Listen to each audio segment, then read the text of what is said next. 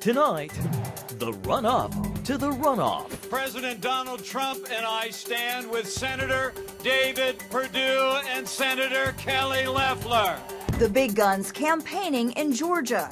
And the vaccine debate. Well, here's a great opportunity for Christians to say, let's really look at the truth. Why prominent Christian leaders are urging Americans to get a vaccine.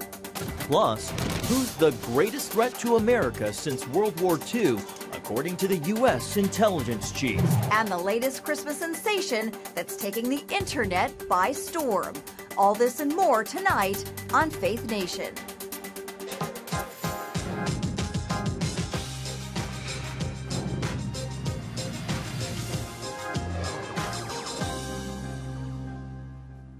Calls for tighter voter restrictions in Georgia. Welcome to Faith Nation. Tonight, I'm Tara Mergener. Good evening, and I'm John Jessup. Well, tonight, Georgia Governor Brian Kemp wants to see a signature audit of ballots because of newly released surveillance footage of the November vote just shown to the state Senate. Now, that video allegedly shows election workers secretly pulling suitcases full of mystery ballots out from under a table to count. This is the Georgia Senate runoff race heats up today with some big-name supporters. CBN White House correspondent Ben Kennedy joins us with tonight's top story. Ben, all of this as the state gears up for presidential visits.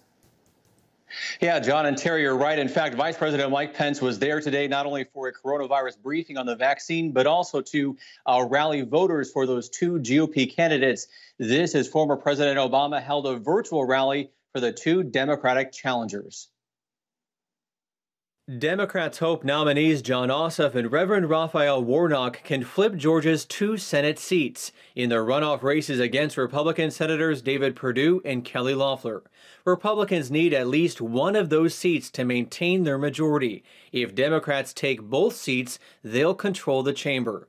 Joe Biden tweeted, "Georgia, our work isn't over yet. Register to vote by December 7th, and let's flip the Senate."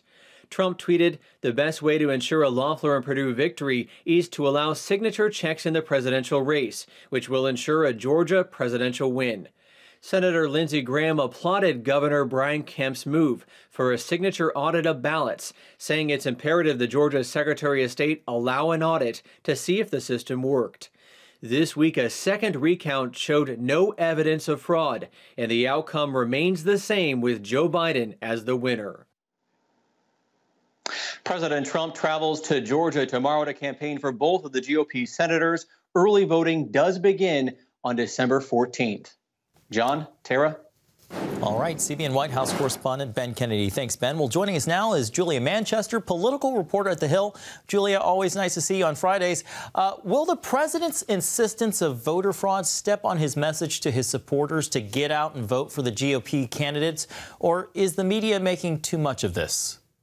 Well, there's definitely a concern among Republicans that President Trump's message could impact Republican turnout in Georgia. You know, last weekend, President Trump retweeted a story from the conservative-leaning news outlet Newsmax that essentially said that there were some Republican voters and Trump-supporting voters in Georgia who were considering boycotting the upcoming runoff election in that state because they were unhappy with Republican state officials in the state and their handling of these claims of voter fraud. However, President Trump said they need to get the vote out in that state and that voters should not boycott. So I think he's hoping that his visit there on Saturday will really rev up that base. I think it's very important to point out that although Georgia did go blue in this cycle for President-elect Joe Biden, Donald Trump still has a very, very strong following there. I think ultimately Donald Trump was able to get his base out to the polls, and Democrats were able to get their base out to the polls and then add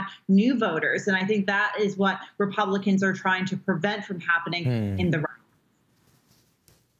Julia, President Trump says he's ashamed of his 2018 endorsement of Governor Brian Kemp, calling him hapless. So where does that leave the state's highest-ranking Republican when Trump comes to town, given Kemp's the one who appointed Kelly Loeffler to her Senate seat? Well, it's a very awkward situation for Brian Kemp. You know, Brian Kemp is a governor who has very closely aligned himself with President Trump, but now President Trump has broken with him. And I think Brian Kemp is paying very close attention to the fact that he's up for re-election in 2 years. And depending on the kind of influence President Trump has within the Republican Party going forward, you know, I think Brian Kemp is going to be walking a very narrow tightrope. In terms of Kelly Loeffler, however, I think Kelly Loeffler is someone who might not have distanced herself from Brian Kemp yet, but she's basically shown herself to be a Trump loyalist. She even called, along with David Perdue, the other incumbent senator, for Brad Raffensperger, the Secretary of State in Georgia, to resign after he pushed back over those claims on voter fraud. All right, Julia Manchester, political reporter with The Hill, thank you so much for being with us, and happy Friday. Happy Friday. Thank you. After some 9 months of dealing with COVID-19, it's almost hard to believe, but health experts say the darkest days could still be ahead. And this is statistics show the U.S. continues to shatter daily records for virus cases, hospitalizations, and deaths. That's right, Tara. And as a result, some governors are reimposing strict lockdowns and stay-at-home orders to curb the virus's spread. But as Caitlin Burke reports, those measures come at a high price rather, for small businesses. We do not anticipate having to do this once again, but we really all need to step up. California Governor Gavin Newsom announced a regional stay-at-home order Thursday as an emergency break to curb the spread of COVID-19. Regions where the ICU capacity is falling below 15%, we are now mandating that we are implementing a stay-at-home order for 3 weeks. For many business owners, a second lockdown will likely mean permanent closure. There's so many businesses that are just right on the verge. I mean, right on the line. It can't take anymore. And like you said, this is our bread and butter time of year. We either make it or break it. In Detroit, a group of restaurant owners met via Zoom to discuss defying Michigan's orders to close. We want to just get our restaurants open, honestly. We just want to get our people back to work. Earlier this week, a federal judge ruled against other owners who sued to reopen, saying it just wasn't safe. According to a Harvard-run database that keeps tabs on the economic impact of the virus, nearly a third of small businesses in New York and New Jersey have remained closed since January. Nationwide, November's employment report shows the slowest job growth in 6 months. There is a small glimmer of hope, however, as lawmakers negotiate a bipartisan relief plan. If passed in its current form, the package would provide more than $900 billion in aid, including money for small businesses, unemployment insurance, state and local aid, schools, and transportation. The question remains whether the money would make it to businesses in time, or if it will be too little, too late. I want to stay positive and think, oh, maybe, something will come, but I don't know at this point. In her daily press conference, House Speaker Nancy Pelosi said there is momentum towards a bipartisan relief package. Caitlin Burke, CBN News. Coming up, as the United States prepares to roll out COVID-19 vaccines, there's one community some are concerned about reaching: Christians. A top expert's advice for the church next. Come home to the sounds of Southern Gospel from CBN Radio. You'll enjoy a rich Southern blend of bluegrass, classic gospel, and Southern gospel favorites like the Gaithers, the Crabb Family, and bluegrass sounds like Mountain Faith. So make yourself at home with the all-new CBN Southern Gospel, now available at cbnradio.com.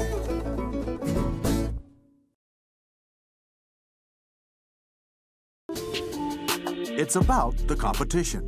I kind of put that pressure on myself, and I think people had expectations. It's about overcoming. We use this phrase all the time: keep chopping, keep practicing hard.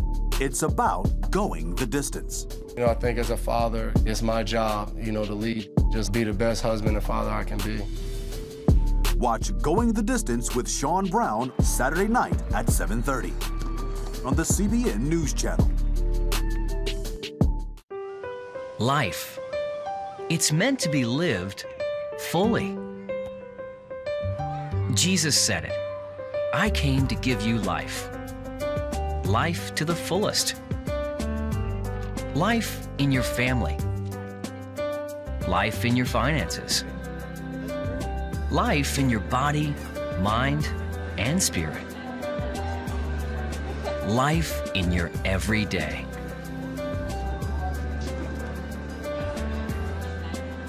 At CBN.com, we're taking what Jesus said seriously. We're here to help you discover life. Life. Live it fully. CBN.com.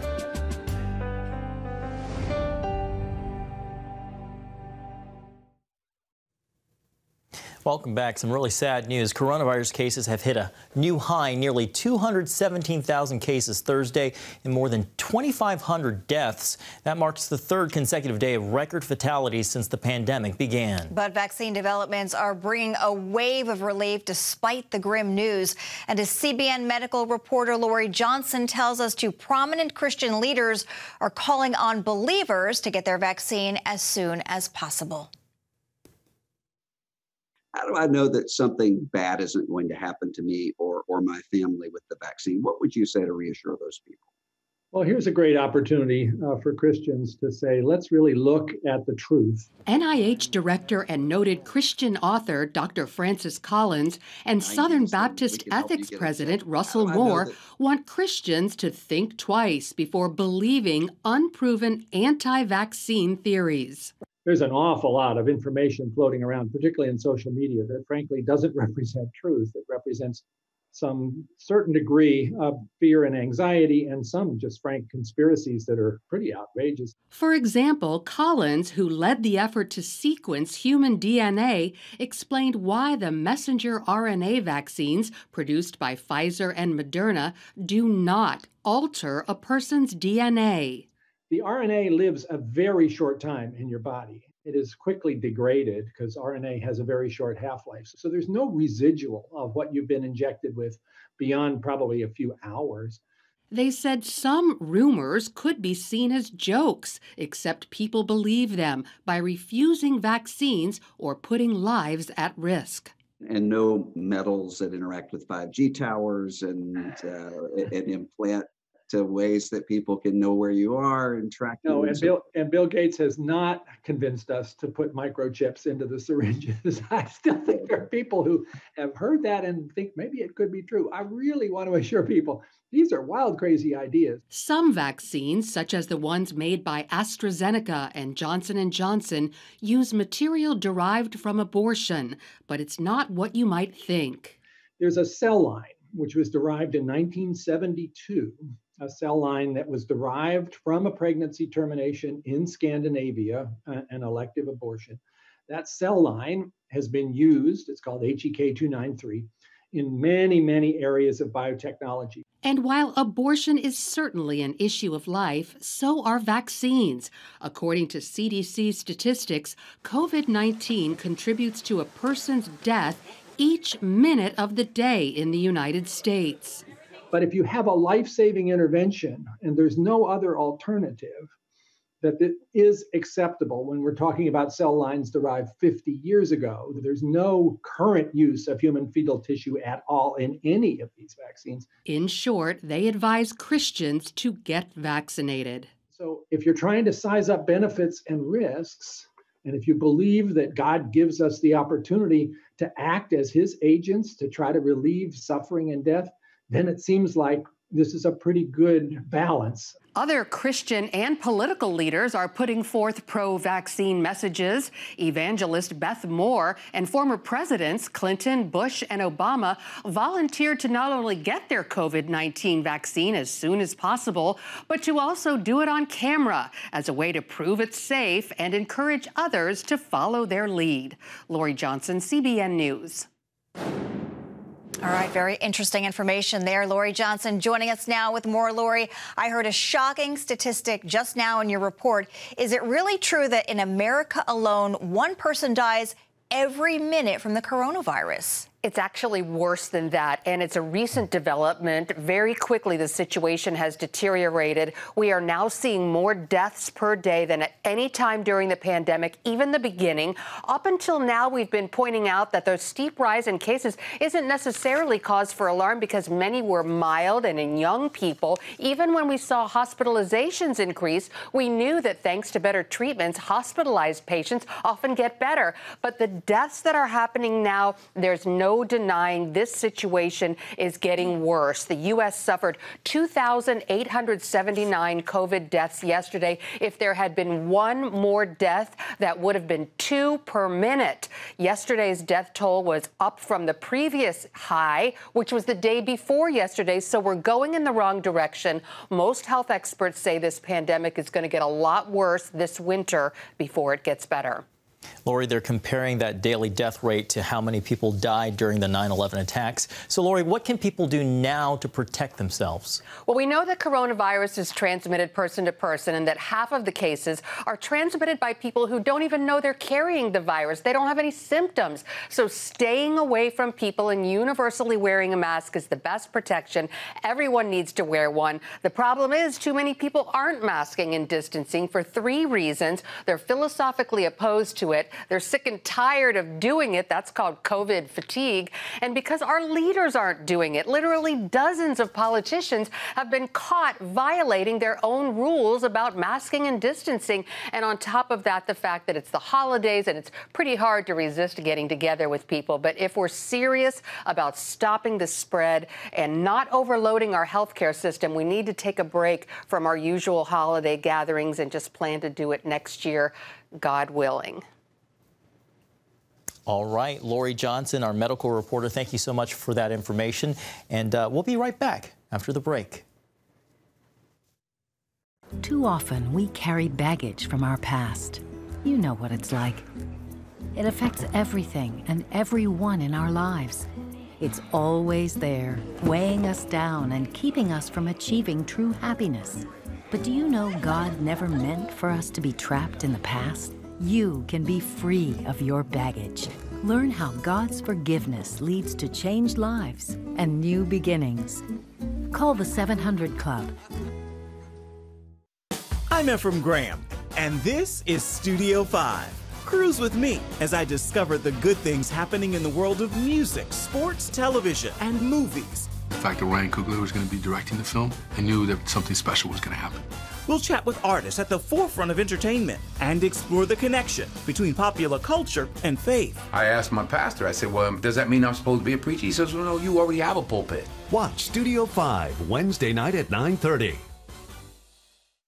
Tikkun Olam. This is our nature as a country. To make the world a better place. Literally, we felt the earth shaking. The Christian Broadcasting Network presents To Life, how Israeli volunteers are changing the world. This film needs to be seen by everyone. I was in tears. Now you can own the inspiring documentary To Life on DVD. There is blood on our hands if we know and we walk away. I'm so grateful that this film was made. To Life can be yours for a gift of $10 or more. Call 1-800-700-7000 or log on to cbn.com. We know that every minute counts to save life. It'll bless Israel, but it'll also bless all the friends of Israel. Discover the untold story of how Israeli volunteers are making the world a better place. Call 1-800-700-7000 or log on to cbn.com to get your copy today. Well, the Director of National Intelligence is a big job here in Washington. The office oversees all of the intel agencies and produces the daily briefing for the president about threats facing the U.S. That's right, Tara. Well, this week, the current DNI sounded the alarm in a recent op-ed in the Wall Street Journal, writing, "The intelligence is clear. Beijing intends to dominate the United States and the rest of the planet economically, militarily, and technologically, rather." John Ratcliffe also called this the greatest worldwide threat to democracy and freedom since World War II. CBN's George Thomas has a look at China's new empire and its goals of world domination. Napoleon Bonaparte, the French military leader, said more than 2 centuries ago that China is a sleeping lion. Let her sleep, for when she wakes, she will shake the world. China's President Xi Jinping has emphatically declared that the lion has awakened. Reaching back to the language of his imperial ancestors, Xi announced during his first speech as president in 2012 that his nation would embark on the Great Rejuvenation Project, which, to put it into sort of Trumpian terms, means to make China great again. Tom Miller documents China's rise in the book China's Asian Dream, Empire Building Along the New Silk Road. Miller says since taking the reins, President Xi has been on a trajectory of preparing China to be the world's dominant power. Under Xi Jinping, China has been very, very deliberately trying to realize its kind of ambition to become the global superpower. And Xi wants to achieve that goal within the next 3 decades. It talks about its centenary goal. So the People's Republic of China was founded in 1949, and by 2049, China wants to be the global superpower.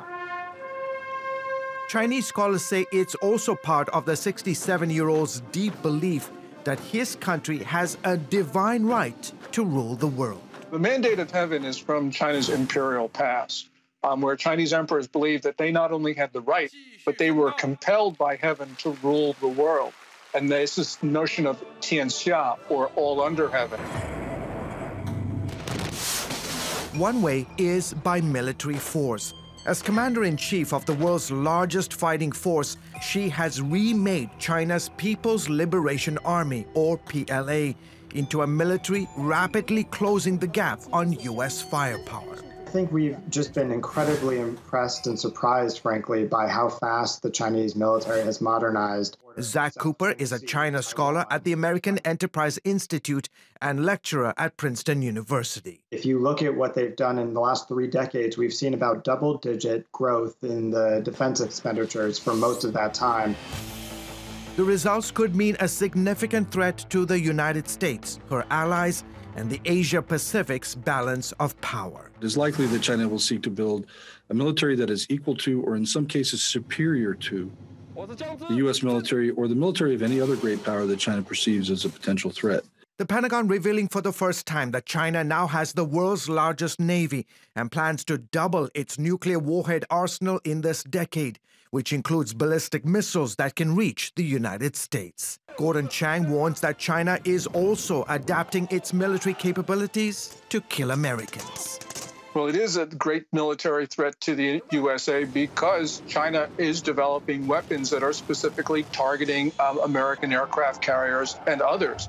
And while China continues to secure its borders and coastal waters, Xi is also projecting power far from home. The Pentagon reports citing Chinese plans to open U.S.-style military bases from Asia to Africa to South America. We're really seeing an expansion of China's military footprint in a way that certainly wouldn't have been expected maybe 10 years ago. And I think we're just going to see that accelerate as China grows stronger. China is also relying on its economy and technological prowess. In 2013, President Xi launched China's Belt and Road Initiative, sometimes referred to as the New Silk Road. Stretching from East Asia to Europe to Africa, China is busy building roads, railways, airports, dams, power grids, ports, bridges, and the list goes on, all in an attempt to gain economic, political, and diplomatic partnerships around the world. It's expanded from about 65 countries originally, all more or less neighbors of China's, to encompass most of the developing world. So there are now more than 140 countries around the world which are officially a part of this initiative. Then, 2 years later, in 2015, the government in Beijing launched Made in China 2025 with the aim of being a technological superpower. It launched initiatives in high-tech industries such as robotics, artificial intelligence, and next-generation technology and telecommunications. China is doing its best not only to buy up tech from other countries, and we've seen the US pushing back against that very hard in recent years, but also to kind of create that tech itself. Miller says unlike Genghis Khan and his Mongol Empire, Xi isn't trying to build an empire in the classic sense. Instead, he argues that China under Xi wants to become an economic, military, and technological juggernaut that will surpass the United States and dominate the world for the foreseeable future. When I use the word empire, I'm talking more in terms of an economic and diplomatic empire, in terms of global spheres of influence. China's neighbors watch her rise with mixed feelings. In America, levels of anxiety about China are at historic highs. The Trump administration has put Xi's government on notice for its handling of the coronavirus pandemic, its poor human rights record, trade imbalance, and a host of other thorny issues. Still, as the author of a recent Politico article wrote, America and the world doesn't get to veto China's rise, only to reckon with it. The question is, what will that reckoning look like in the years to come as China continues to get stronger? George Thomas, CBN News. Coming up, hear what one Australian family did after they found a furry intruder hiding in their Christmas tree. Stay with us.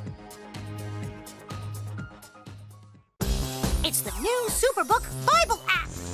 It's packed with games, activities, and Superbook episodes that you can watch for free.